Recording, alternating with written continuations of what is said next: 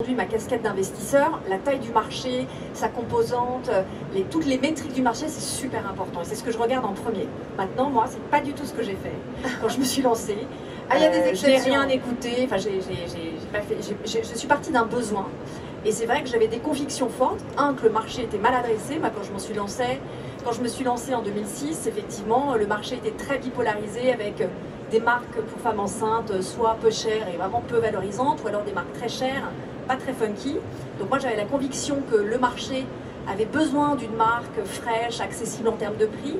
Et la deuxième conviction, c'était qu'il fallait adresser ce marché sur Internet. En revanche, j'ai pas du tout. Je savais qu'il y avait quand même 800 000 femmes enceintes en France, que c'était quand même un marché assez dynamique, mais la cible, une cible non récurrente, toutes les difficultés en fait de ce marché, qui est quand même un petit marché de niche, une cible que l'on ne peut pas fidéliser, ça, quelque part, je voulais pas trop le voir. Oui, mais tu as bien fait de faire confiance à ton intuition, parce oui, que je crois que c'est important. Mais tu vois, souvent, et ça c'est plutôt une bonne chose, quand tu entreprends, tu réponds à un besoin que toi tu ressens. Tu sais, tu dis, oh, j'ai pas trouvé de vêtements de femme enceinte, ou je pense à Céline Lazarus qui a dit, je voulais faire une cagnotte, et puis j'ai pas trouvé, donc je l'ai fait. Et ça, c'est génial avec Litchi. Mais juste assure-toi que tu as quand même, t'es pas la seule dans ton cas, ou le seul, tu vois, qui a un marché adressable important, et tu te dis, je vais avoir comme cible quoi, 1% de ce marché, 2%, 5%, c'est quand même bien. Et ça, l'intuition c'est super, je pense que c'est pas mal d'aller creuser sur ce que tu viens de dire, c'est très juste, c'est-à-dire que plus que le marché, c'est quelle est votre ambition sur ce marché. Et il y a un truc, moi mon premier conseil c'est n'hésitez pas à rêver en grand. Les Américains disent « have big plans ». Et si quelque part votre projet ne vous fait pas un tout petit peu peur, c'est qu'il n'est pas assez grand. Alors, et moi c'est vrai quand j'ai lancé Envie Très, je sortais d'un échec entrepreneurial, je me suis dit je veux être numéro 1 sur ce marché et je veux partager cette ambition. Ça aussi c'est important, de partager vite votre idée, vous confronter à le plus de critiques possible, chercher la critique. Ça veut dire qu'il faut tout écouter, mais allez chercher ça. Alors une fois qu'on a déterminé la bonne idée, le bon marché, la deuxième question aussi c'est, suis-je la bonne personne aussi, Catherine? C'est l'offre en fait. Moi je suis aussi souvent un peu déçue, tu vois, quand je reçois des decks sur la description de l'offre. Et moi je me dis, alors regardez en fait votre checklist sur la vôtre pour voir si ça correspond. Moi je me dis, est-ce que mon offre elle est utile? C'est-à-dire, elle répond, c'est ce qu'on vient de dire, à un besoin, un vrai besoin. Donc, est-ce qu'elle est utile?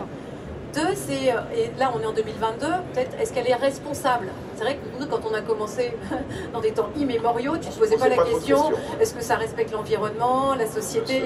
Aujourd'hui, c'est quand même une composante intrinsèque forte d'une offre. Est-ce qu'elle me ressemble, cette offre? Parce que tu vois, moi, je peux avoir identifié un besoin au Japon sur les produits, sur les composants, je ne suis pas la bonne personne pour y répondre. Donc est-ce qu'elle me ressemble, tu vois? Donc est-ce qu'elle répond à un vrai besoin? Est-ce qu'elle est responsable? Est-ce qu'elle me ressemble? Et puis surtout après, est-ce qu'elle a une chance de me faire vivre? Tu vois? Quelle est la rentabilité? J'ai envie de dire aussi, il y a une période où la concurrence est à un clic et pas à 500 km. Quelles sont les barrières à l'entrée élevées que je me fabrique? Voilà, quels sont mes avantages compétitifs durables aujourd'hui? Dire être responsable, je suis parfaitement d'accord avec toi. Aujourd'hui, ne pas créer une offre responsable, c'est ne pas exister. Mais c'est très loin d'être suffisant. Parce que bien sûr, c'est la base de tout. Non, tu as raison, c'est qu'est-ce qu'elle a d'unique mon offre? Et puis durablement, c'est-à-dire que qu'est-ce qui va empêcher mon voisin qui aura la même idée que toi, finalement, de ne pas l'exécuter de manière aussi rapide, aussi bien, etc.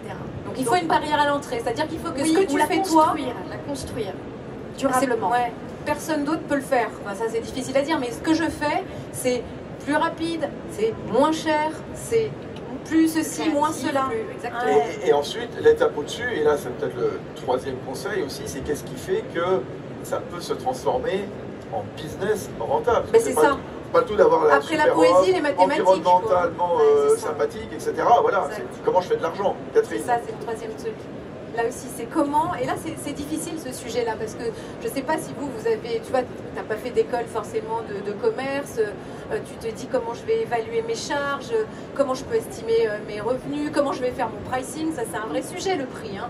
Comment je vais définir mon prix de vente, tu vois, et ça moi je suis en plein dessus en ce moment sur l'école, tu vois, sur une formation, tu te dis, ok, comment je la définis? Donc évidemment, le premier axe, mais vous le savez comme moi, c'est je vais regarder ce que ça me coûte à le produire. Évidemment, pour définir un prix, tu regardes ce que ça te coûte et tu cherches à faire une marge, parce qu'avec cette marge, c'est avec ça que tu vas pouvoir payer de la communication, du marketing, de l'acquisition, peu importe. Donc forcément, tu regardes ce que ça te coûte, tu regardes aussi les concurrents. Là, il faut passer beaucoup de temps. Moi, je crois, je sais pas combien de temps vous passez tous les jours à faire de la veille, tu vois. Et tu t'enfermes. C'est Marc Simoncini qui m'a appris ça, tu vois. Quand je travaillais avec lui, tous les jours, il s'enfermait 1 heure et il coupait tout et il allait regarder des offres concurrentes, il se téléchargeait des trucs. Forcément, tu as une longueur d'avance quand tu fais ça. Donc, tu regardes évidemment ce que ça te coûte, en théorie, hein. Et puis après, tu regardes ce que font les autres. Puis après, tu te lances. De toute façon, ça sera jamais bien, hein. Tu vas passer ton temps à recadrer. Mais c'est ça. Donc, ouais, la partie rentabilité, ça, c'est un truc, il faut passer un temps fou. Toi, t'as fait comment, Anne-Laure? En fait, moi, ce que je dirais, c'est qu'il faut pas attendre que ce soit parfait. Une start-up, une offre, ça se lance dans l'imperfection. Donc, il faut lancer vite, ajuster vite, pivoter, tester, se planter, retester, se replanter, se relever. Mais il faut vite se confronter au marché et être capable, effectivement, d'améliorer son offre. Et on a ça.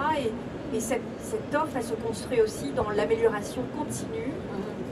Donc voilà, moi le conseil c'est faites des erreurs le plus vite possible. Voilà. Et corrigez-les. Mais du coup, d'un point de vue financier quand même, ça veut dire que tu sais d'emblée que tu ne vas pas gagner de l'argent tout de suite. C'est ça qui est très angoissant en fait. Hein. Parce que tout le temps que tu décris, Anne-Laure, à observer, recadrer, changer le prix, changer l'offre, forcément les clients tu ne les as pas embarqués tout de suite. Donc c'est difficile. Donc c'est combien de temps je suis capable de tenir avec les finances personnelles ou les aides que j'ai pu avoir. Là, il y a plein d'aides partout, hein, allez-y à fond. Hein. Mais comment je peux tenir le temps d'avoir calé mon offre, tu vois? C'est très important. Il faut savoir que d'emblée, tu ne vas pas, mais on le sait. Hein. Donc, quelles sont mes ressources profondes et puis un peu financières hein, pour tenir le temps de ça? Pour caler son offre. Et toi, aujourd'hui, c'est intéressant avec envie, justement, comment tu construis ton offre, qu'est-ce qui est important pour toi, pour le client, qu'est-ce que... Tu vois, en fait, moi, on va peut-être passer, c'est le sujet du client, tu as raison, et c'est le sujet suivant. Moi, quand je suis arrivée, je me suis dit, ok, il y a besoin, il va y avoir de plus en plus d'indépendants. J'ai regardé tout ce qui se faisait sur le marché d'accompagnement à la création d'entreprise. Pardonnez-moi pour ceux d'entre vous qui le font, mais j'ai trouvé qu'il y avait beaucoup de gens qui accompagnaient à la création et qui n'avaient pas fait eux-mêmes. J'ai trouvé ça étonnant. Je me suis dit, il n'y a rien de meilleur que d'être soi-même entrepreneur pour accompagner des entrepreneurs. Donc ça, c'était la théorie. Fine. Maintenant, je me suis dit, de quoi ont besoin les gens qui se mettent à leur compte, très concrètement. Et j'ai fait un truc que tout le monde parmi vous faites, hein, c'est je suis allée interroger des futurs clients. J'ai eu la chance, je me suis fait une petite base de données de 500 personnes. Je me suis fait, peut-être vous étiez là, hein, 50 zooms de 10 personnes, un peu au hasard, une demi-heure. Les gens ne savaient pas trop pourquoi ils étaient là. Ils disaient bonjour, si je savais que c'était des gens qui venaient de se mettre à leur compte. Et je leur ai dit, de quoi vous auriez eu besoin quand vous êtes passé à votre compte? Qu'est-ce qui vous faisait peur? Qu'est-ce qui vous a manqué? Et en récoltant un peu tous ces besoins, sur 500, tu vois, c'est pas énorme, mais c'est déjà ça. Ben on s'est dit, c'est ça qu'il va falloir faire comme programme, comme parcours, comme offre. Donc, ouais, c'est vraiment la base. Et je suis sûre que vous le faites les uns les autres sur vos futurs clients. Comment vous faites pour aller parler à des futurs clients pour comprendre leurs besoins hein? Savoir vendre. Ouais. Comment vous avez fait pour Envie de Fraise? On a testé, on s'est beaucoup servi de la donnée, on a analysé les requêtes sur Google, enfin, on s'est beaucoup servi finalement des données qui sont à disposition. Quand vous créez un business sur le digital, vous avez énormément de données et on s'est confronté très vite au marché. Quoi. Tu mesures en ligne, après il faut distinguer, effectivement, je sais pas qui parmi vous a un business qui s'adresse plutôt au grand public, levez la main, qui s'adresserait plutôt au grand public, tu vois? Et qui aurait un business plutôt B2B avec des clients professionnels. Ah, tu vois, c'est ça. Donc c'est pas tout à fait la même chose, mais la démarche est quand même la même. Tu testes, tu vois, tu as envie de savoir. Rassurer aussi. Comment? Tester, rassurer aussi, convaincre.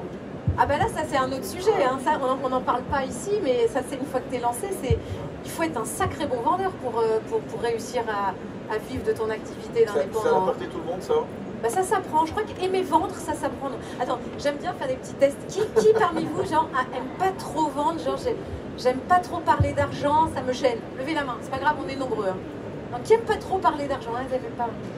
Non, parler d'argent, c'est pas dingue. Et qui se dit, moi, c'est bon, j'ai confiance, je vais y aller, on verra bien. Qui est-ce qui aime vraiment vendre? Ah là là, dis donc, je pourrais faire un test, t'aimes bien vendre? On va faire un test alors. Non mais ça c'est un sujet, tu vois, par rapport aux États-Unis, où j'ai passé 5 ans, il y a une vraie différence, quoi. Tu sais, souvent aux États-Unis, ça c'est un vrai truc, quand une personne te rencontre, elle te dit « Hi, what do you sell ?» Si t'es pas capable de dire en 1 minute ce que tu vends, et surtout en termes de bénéfice client, t'es mort. Ils se détournent, ils s'en foutent.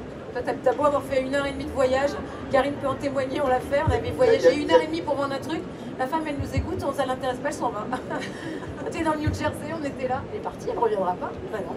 Donc tu vois, cet acte de vente qui est la capacité à convaincre et donc à écouter, évidemment, ça aussi, ça se... Il y a des réserves à donner un prix, peut-être trop élevé aussi. On est un peu timide en disant... En proposant un prix, on se dit « Ah non, c'est trop élevé, il ne va pas le prendre. » Oui, mais tout ça, j'ai une bonne nouvelle, ça s'apprend. Ouais. Ce sont des compétences qui s'acquièrent. Et une fois que tu l'as fait 1 fois, 2 fois, 3 fois, c'est comme tout, hein. Tout s'apprend. 5e conseil aussi, je veux absolument qu'on... C'est Anne-Laure qui parle après pour le 5e. Non, on s'entoure de qui? Des meilleurs. Des meilleurs.